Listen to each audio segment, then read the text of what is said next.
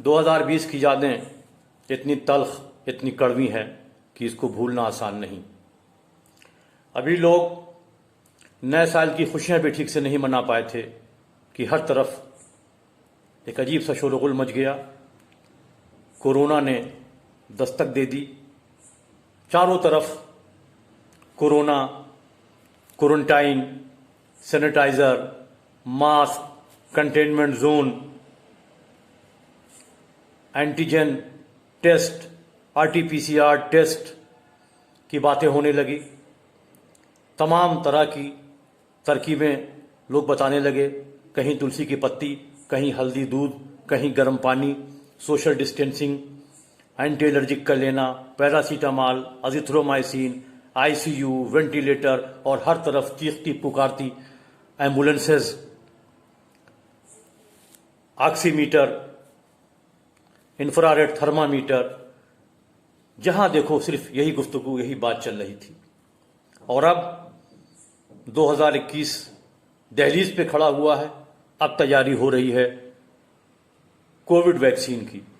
इस वक्त पूरी दुनिया खास करके डेवलपिंग कंट्रीज कोविड वैक्सीन के दूसरे या तीसरे मराहिल में है। कहीं सेकंड और कहीं थर्ड ट्रायल हो रहा है। खुद अपने देश में अहमदाबाद, पुणे और हैदराबाद में अपनी इंडियन कंपनीज ने तकरीबन वैक्सीन तैयार कर लिए हैं। पूरे देश 130 करोड़ की आबादी वाले बड़े देश को वैक्सीन लगना है। फर्स्ट फेज में अभी ये मुमकिन नहीं है। दूसरे कंट्रीज में दुनिया की एक बहुत बड़ी company Pfizer and biotech vaccine लेके आ रही है, जिसको डिमांड इस वक्त पूरी दुनिया में है। चाइना का वैक्सीन यूएई में लग रहा है। इंग्लैंड में ऑलरेडी 3 लाख से ज़्यादा लोगों को वैक्सीन लग चुका। अब आपको बताना यह है कि ये वैक्सीन है क्या। एक्चुअली ये मैसेंजर रिबोन्यूक्लिक एसिड एक जो मॉलिक्यूल है जो वैक्सीन के जरिए आपके शरीर में जाएगा। तो आपके शरीर में जाने के बाद ये जो आपके शरीर के अंदर जो सेल्स हैं, जो कोशिकाएं हैं, उनको मैसेज देगा कि वो अपने इम्यून सिस्टम के को पेनिट्रेट करें, अपने इम्यून सिस्टम को पेनिट्रेट करके एंटीबॉडी बनाएं। इसलिए कि जो वैक्सीन आपके शरीर में जा रहा है वो एक इनएक्टिव वायरस है। जैसे कोविड का वायरस होता है उसी शेप का, उसी साइज का और उसी तरह का एक, लेकिन वो इनएक्टिव मॉलिक्यूल होगा। वो आपके शरीर में जाएगा तो आपका जो इम्यून सिस्टम है वो एंटीबॉडी तैयार करेगा। यानी एंटीबॉडी तैयार करने के लिए आपकी जो सुरक्षा होगी उससे लड़ने के लिए वो तैयार करेगा। और खास बात उसमें ये होगी कि उसमें मेमोरी भी होगी, उसमें एक याददाश्त होगी, एक मेमोरी होगी, ताकि वो भविष्य में अगर किसी को कोविड वायरस किसी के शरीर में प्रवेश करता है तो वो उसको पहचान ले और पहचान के उसको किल कर दे। तो ये वैक्सीन की मोटा मैंने आपको बताया। हालांकि ये सब्जेक्ट जो है वो माइक्रोबायोलॉजिस्ट और वायरोलॉजिस्ट का है और एक बहुत बड़ा सब्जेक्ट है और विशेषज्ञ इस पे रातों दिन काम कर रहे हैं। लेकिन मैंने आपको मोटा बताया कि ये कैसे आपके शरीर में एंटीबॉडी तैयार होगी जो कोविड वायरस से लड़ेगी। अब इसका डोज क्या होगा?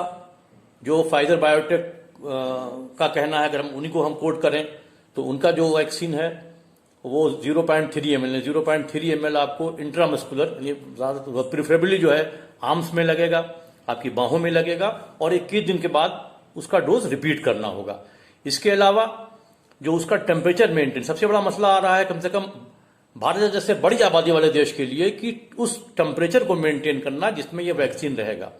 फाइजर बायोटेक कहता है कि -60 से लेकर -90 डिग्री टेम्परेचर उनको इस वैक्सीन को कैरी करने के लिए चाहिए, जो कि हमारे देश में, भारत में संभव नहीं है।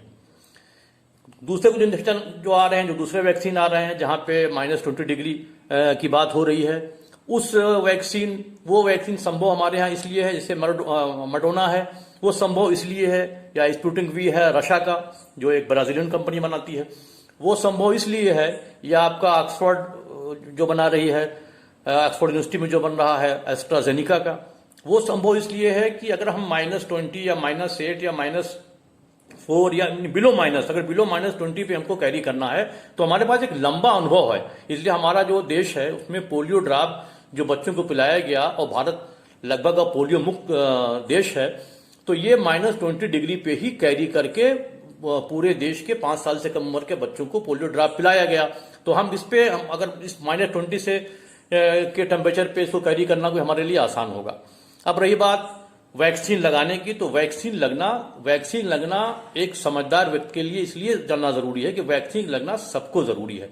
वैक्सीन लगने से कम आपको एक थोड़ी सी आपको लिबर्टी मिल जाएगी कि आप बाहर निकल सकते हैं, आप जा सकते हैं। हालांकि अगर आप बात करेंगे इम्यूनिटी की, अगर आपकी इम्यूनिटी बहुत स्ट्रांग है तो आज भी आप कहीं जा सकते हैं।